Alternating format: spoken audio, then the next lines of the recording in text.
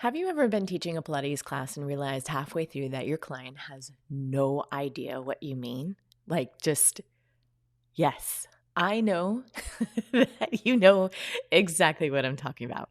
Hi, my name is Hannah Deutscher. I am your host of the Pilates Exchange. We talk on this podcast about everything teaching Pilates and being a business owner of a Pilates studio.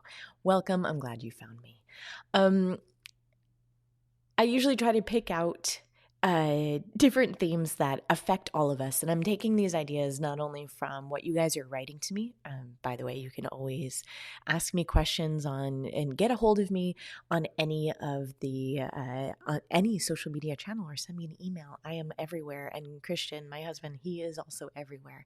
But we also talk as a team, as my team in the studio, about things that are affecting us. So that's where these ideas are coming from. And I am open to trying to help, or at least, even if I can't help, like just shine a light on all sorts of different aspects of teaching.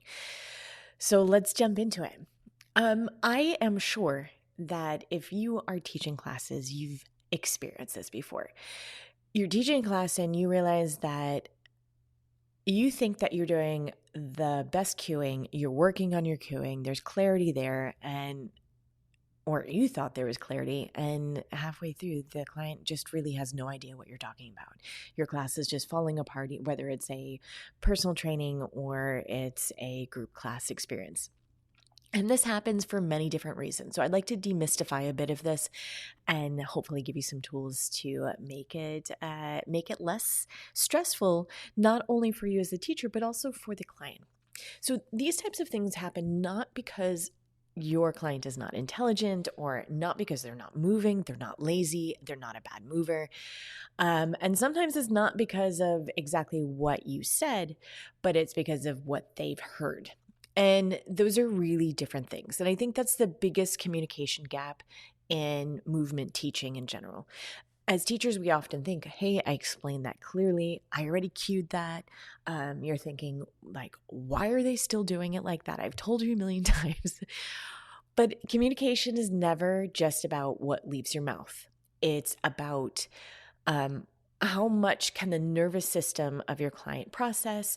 How is the brain prioritizing things like of the client?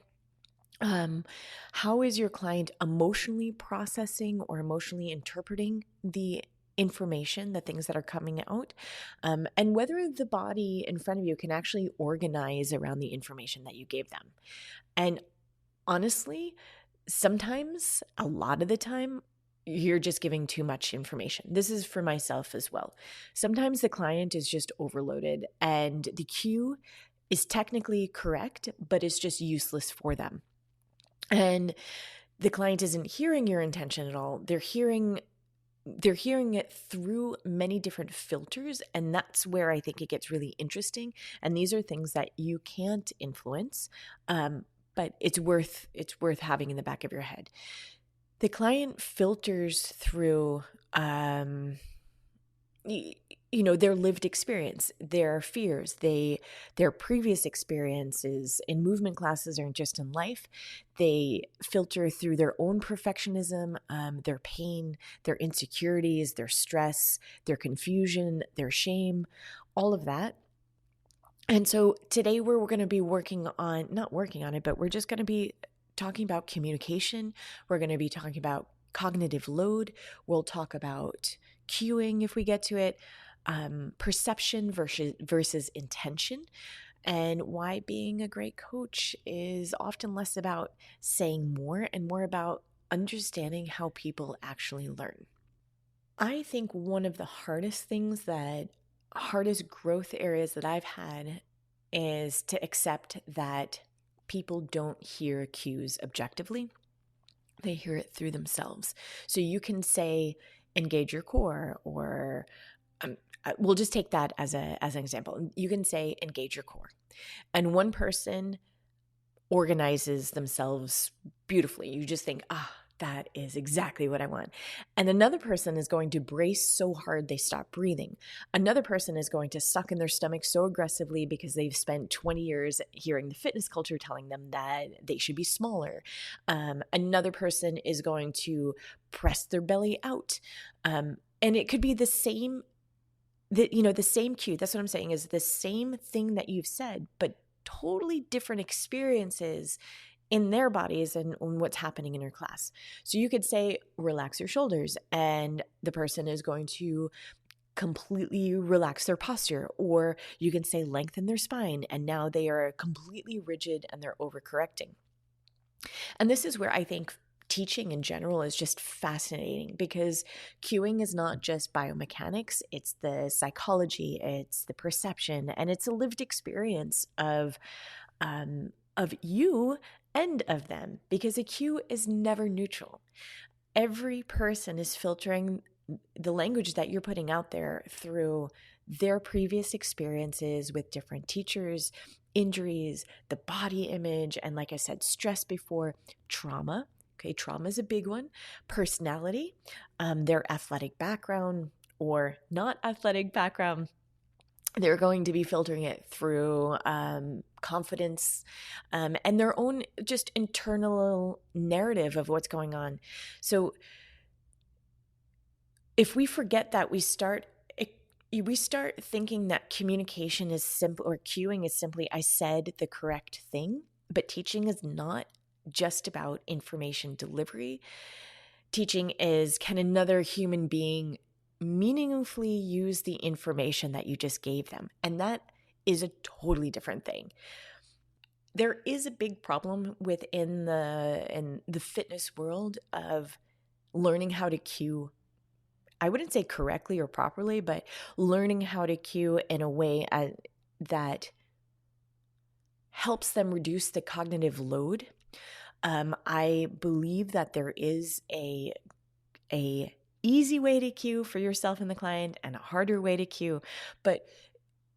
And this is really hard for newer teachers, because if you're you're cueing from your own experience in your body. And this is also why, over the last weeks, we've been talking about how important it is to have enough understanding in your own body about the movement before you go ahead and start to teach. And it has pros and cons to that. But when you're a more experienced mover as a teacher, this movement feels automatic to you. You understand orientation, timing, sequences, anatomy, rhythm, transitions, breath. I mean, the list goes on and on, spatial awareness. But for beginners, sometimes they're just fighting for their lives trying to figure out right and left, And here's where it gets interesting. You have the beginner experience of the client that's in front of you, that they're just trying to figure out what it is. And if you have two beginners, if you have the person that isn't experienced in their body, and they're teaching, and then they're trying to teach another beginner, I mean, I think that goes way off field, but that's a whole nother podcast. But when we as teachers are cueing, we do need to recognize that your client in front of you, especially if they're a beginner, there's so many things going on at the same time.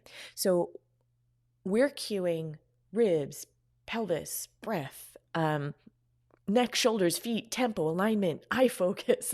Let's do it all, and we're cueing it all at the same time. And the nervous system, it just cannot process the endless layers of information when you're moving. If you have a very experienced mover that you're teaching, let's say a professional dancer, they're used to processing lots of information at the same time. But I would say that is not the norm. You're not going to get a professional dancer in there all the time in your classes. So, and they have their own issues. So when we're cueing, we have to understand that the nervous system It's not just about cueing, it's about teaching, because there's many layers of teaching that are not just your cues. The person in front of you is processing layers of information while they're moving, and this gets filtered through whether they're fatigued or stressed, like I said before, pain, if they feel self-conscious or unsafe. And this is where I believe us as teachers, we over cue like a lot of the time. And we do this because it's not, I don't want you to feel like, oh, you're doing anything wrong. You're doing it from the right place. You're doing it because you care. Sometimes, you care about the client is having a great experience in front of you. So you're trying to help them. Sometimes we do it because we're nervous. Sometimes we overdo it because the silence feels uncomfortable to us, not to the person. It's quite loud in their heads a lot of the time. But we as a teacher feel uncomfortable. More information does not automatically create a better movement experience for our client. Sometimes the exact opposite is going to happen. The client freezes, they stop moving naturally, or they become really hyper vigilant in their bodies, or over analytical. That depends on, if they're a type A person, that could be, they spend all the time like analyzing pieces of information that make no meaningful impact on the movement. Sometimes all of that information disconnects them from their body. And if I say, priority for us as teacher is to connect them back into their body. So a client, if we're watching and we're realizing that the client looked better, the movement looked better before the fifth correction, then we've gone astray. And honestly, sometimes one good cue is enough. One good image changes everything. We don't need to go back and go more. And this is something that I think a lot about as an experienced teacher, because sometimes the more advanced you become, the harder it is to remember what it feels like not to understand movement. For me personally, I try to put myself in uncomfortable situations where I feel like the beginner, so that never leaves me, because that frustration of not understanding something helps me become a better teacher. For example, I tried to learn how to swim. I'm a terrible swimmer, but I tried to learn how to swim. I had a personal trainer in there to try to get me to understand it and to go back into that beginner's mind. I tried singing again, and learning it from that. Singing is very, very technical. And trying to understand how to do that, how to produce a tone. And it's very, very frustrating. And it can become very overwhelming. So you are the expert, and your job is to demystify. A great teacher can demystify it. So words like neutral pelvis, if you haven't taught them what that means, it's another story if this is important or not, but like lateral breathing, posterior tilt, axial elongation, like all these things that are normal for us in the Pilates world make no sense most of the time for a new client. It's just like it's teaching in another language. So when you're wondering why people look confused, that's why. It's not intentional, but it's just because we stop remembering what that beginner experience it is. We stop remembering what the beginner experience is and what it feels like to not understand your body, not know where things are, not to completely grasp the coordination that is being asked from us. Maybe it's the rhythm that doesn't make sense. Maybe it's we don't understand how to connect the breath to the movement. And I think that I really believe that great teachers continuously try to reconnect with that beginner mindset.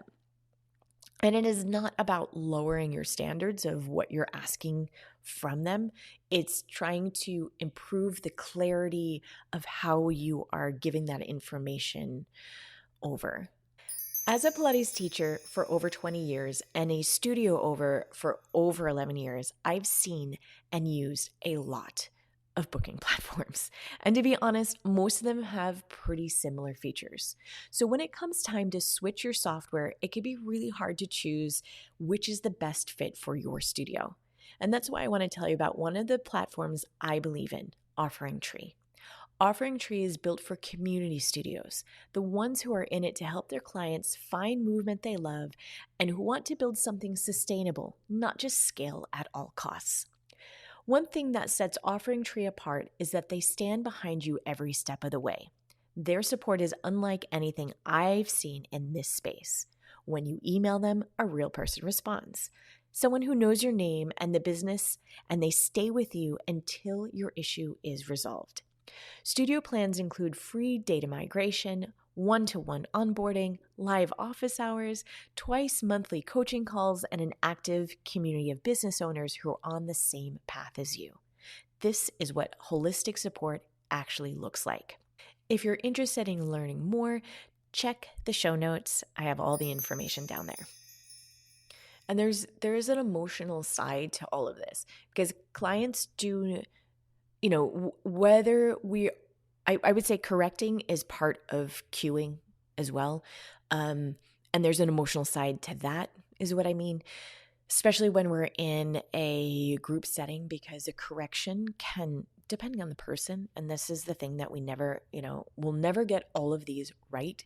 And it's not about being right. It's about understanding that the impact of all of these things. It's about doing the best we can with the information we have. So going back to the emotional part of it, sometimes when we are correcting someone, we're trying to get them to do something better.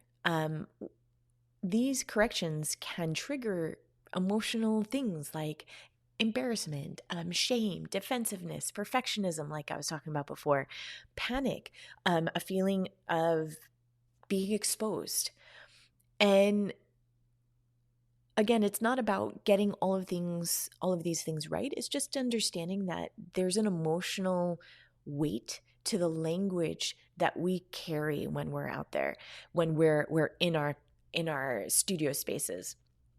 And what we think is just a simple correction, a technical correction, could land differently for different people, especially for clients with different difficult histories, and around movement and their own bodies. I hope that makes sense. But we all carry a movement history with us, and some of it carries a little bit more weight or baggage than others. I can only speak for myself in that one. And there's an emotional intelligence that becomes part of our coaching tool set as a teacher. Because a great teacher is not only asking, is this technically correct? They're also asking themselves, how is the person receiving this? And I would say a lot of this, not a lot of time, but some clients need less correction and more confidence. Some people need reassurance. Some people need precision. Some people need challenge. Now, I'm going to talk about a separate podcast about how important I believe challenge is, appropriate challenge is, but that we'll get there in a different one. Some people need humor. I'm a big proponent of using humor and lightheartedness in my classes. Some people need space to figure things out. And masterful teaching is more a question of adaptation. It's not just delivering information the same way to every person.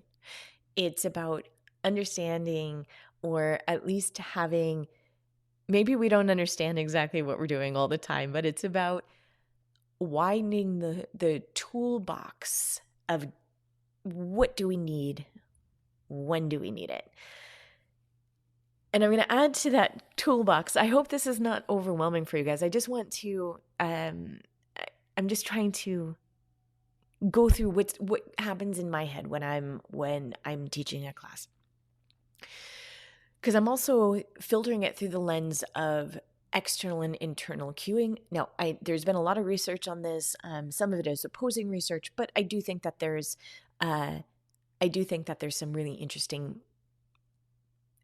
aspects of this. Let's say that external cueing can be incredibly effective. Now, what do I mean? A lot of the times we've been taught to cue body parts constantly, and we cue the outcomes or the interactions with the environment instead of saying, so what I mean is sometimes you are going to, instead of cueing something that's internally happening in the body, contract your glutes or stabilize your scapula. I don't know what that means anyway, but whatever. You're going to say, push the carriage away or slide the ball away from you as far as you can. It's about having a target where to go, then micromanaging what's happening in every joint. And it doesn't mean that anatomical cues are bad or precision is bad. It sometimes means that just people will have an easier time understanding what to do with something in space. This is a lot easier when there is a prop. So if you had something in your hand, squeeze the ball together until you want to pop it. Right? That's sometimes a lot easier than just contract these muscles. And it's because you're giving them something very specific to do, instead of overanalyzing a movement quality. And I think a lot of the times modern Pilates really struggles with this because we're so scared of having people move incorrectly, and that then goes over that our clients get worried about something that they're doing it wrong, or they're constantly self-monitoring. And at some point we have to ask, are we embodying people with movement, or are we making people afraid to do it? And this is a really important conversation. We're going to go even deeper into that one also in an upcoming episode. But for me today, what's important is that we're opening a conversation about how we're teaching in general, and that when we are giving cues, today we've been mostly focusing on verbal cues, like what are you saying, what are you doing? There's a lot more to that. We have mirroring, we have tactile cues, we have there's just so many aspects, and maybe we'll jump into those a little bit later. But most important, I think, from today's episode is, or humbling, it's not just important, it's a humbling part of it, is that just because you said something doesn't mean that it's going to be received the way that you intended it. And often becoming a better teacher has less to do with learning more exercises. It's more to do with learning your observation, the timing of how you're putting things out there. It's about restraint of not overdoing it with the information you're giving. It's about empathy of, do you really understand where the person that's in front of you, where they're coming from? And even if you don't understand their history in and out, can you lend them that empathy and that space so that they have more time in their own bodies to, quotes, get it right? It's understanding for you about, or learning about different communication skill sets, and learning about the clarity of what we're trying to do. Because the most advanced coaching skill is not about what you say, it's about maybe understanding that the most advanced cue is probably the simplest one. It's not about what you said, it's about how did the person in front of you experience it. And I believe when we really tap into that, that's going to change just about everything and how we're teaching. I hope that all of this makes sense. It's kind of a high. I'm so passionate about it. I think it's a high level concept. I think that the point of it is that clarity and simplicity will go so far. Empathy will go so far in this profession. And I'm excited about breaking down some of these concepts coming up in the next few episodes in this series. So thank you so much for listening. This is the Pilates Exchange. If you get a chance to leave us a rating on wherever you are listening to us, share this with a friend who is a teacher, and we will see you next time. Remember to reach out. Happy teaching, everyone.